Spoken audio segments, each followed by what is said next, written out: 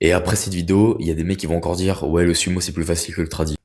Dans cette vidéo, on voit un gars faire une rep en sumo à 280 kilos, où il a beaucoup de mal. Alors 280 kilos, c'est une charge énorme, hein, je dis pas le contraire. Mais juste après, il fait une rep en tradi à 325 kilos.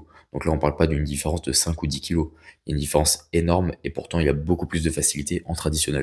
Et ça prouve juste que le sumo n'est pas forcément plus facile que le tradi.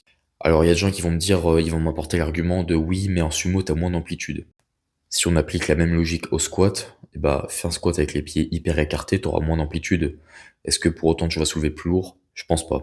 Il y en a certains, ils vont squatter très lourd en ayant les jambes vraiment écartées, d'autres, ils vont squatter plus lourd en ayant les jambes très serrées, c'est juste une question de morphologie.